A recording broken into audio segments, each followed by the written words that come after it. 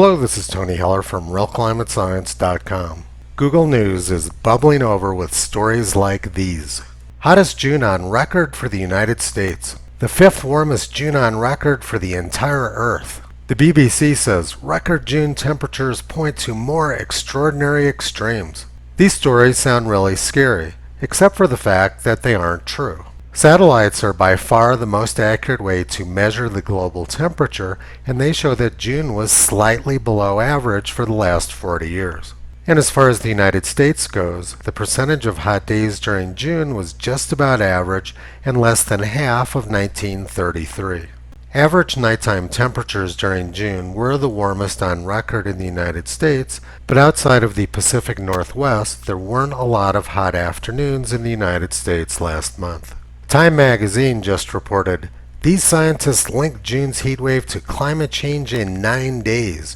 Their work could revolutionize how we talk about climate." Let's take a look now and see if their 9 days of work actually makes any scientific sense. The global temperature anomaly around the time of the heatwave was pretty close to zero. There was a lot of heat along the Pacific coast, but the central part of North America was quite cool. The localized heatwave was caused by a ridge in the jet stream over the western United States, but global temperatures were just about average. It's pretty incredible that these scientists could have linked a ridge in the jet stream to global warming at a time when the global temperature didn't actually indicate there was any warming. These academics say that carbon dioxide was trapping heat in Oregon, Washington, and British Columbia, but for some reason it wasn't doing such a good job in Minnesota. What these scientists were claiming doesn't make any sense. Now let's look at some actual science. This chart shows the greenhouse effect for different greenhouse gases. The chart shows how different wavelengths of light are absorbed by different greenhouse gases like water vapor and carbon dioxide. Water vapor is by far the most important greenhouse gas. The gray areas in this graph show that water vapor absorbs a very wide range of frequencies of long-wave radiation. Carbon dioxide, on the other hand, absorbs a much narrower range of frequencies. And the carbon dioxide bands almost completely overlap with water vapor bands, which means that if there's a significant amount of water vapor in the atmosphere, almost all of the light which might have been absorbed by carbon dioxide is already being absorbed by water vapor. In other words, if there's a significant amount of water vapor in the atmosphere, carbon dioxide becomes almost irrelevant as a greenhouse gas.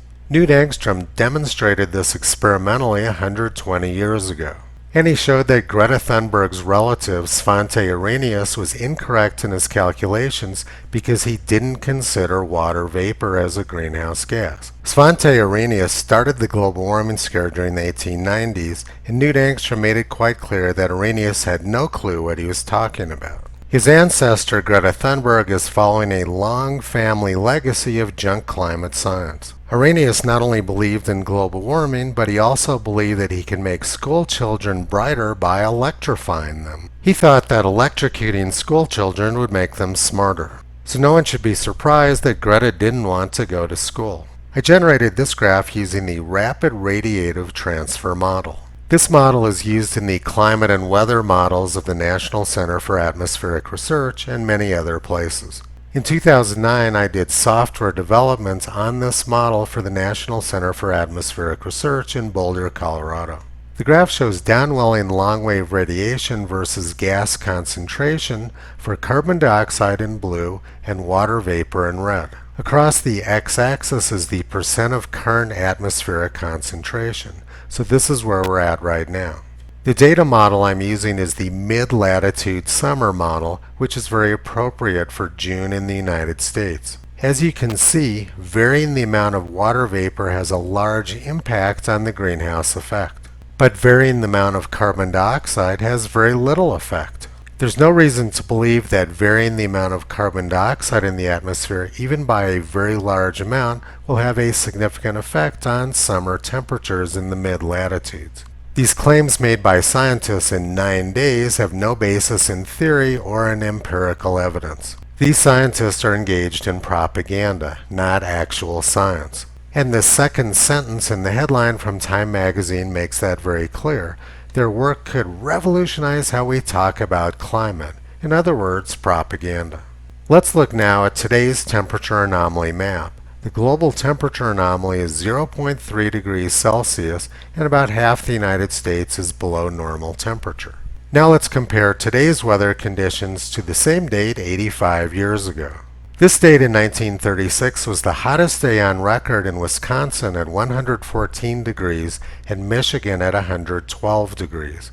10 states were over 110 degrees and 30 states were over 100 degrees. Temperatures this hot are completely incomprehensible in the United States now. Our summers are much cooler. 85 years ago, hundreds of people in Wisconsin were dying from the heat, and the heat was so bad it was making squirrels crazy and they were attacking people.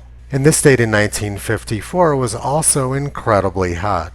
On July 13, 1954, Kansas reached 120 degrees. 6 states were over 110 degrees, 29 states were over 100 degrees, and 44 states were over 90 degrees. Once again, temperatures that hot are completely incomprehensible now, and carbon dioxide levels were much lower. Most of the United States was in drought during the summer of 1954, and the country was hit by 3 major hurricanes, including the last 2 to hit New England. Canada had their deadliest hurricane on record that summer as well. These claims being made by the press and academics are complete nonsense and have nothing to do with science.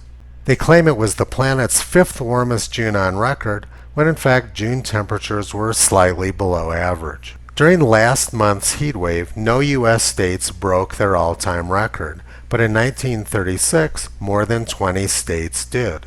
During the summer of 1936, temperatures over 110 degrees were quite common in the Midwest, but now temperatures in the Midwest almost never make it up to even 100 degrees. Wisconsin was 114 degrees on this date in 1936, but it's been 9 years since Wisconsin recorded a temperature over 100 degrees. These scientists, as Time magazine refers to them, are complete frauds. Neither theory nor empirical evidence backs up any of their claims. Toto has been pulling back the curtain on this scam for the past 13 years. You can visit him, Kyrie, and Caesar on the web at realclimatescience.com.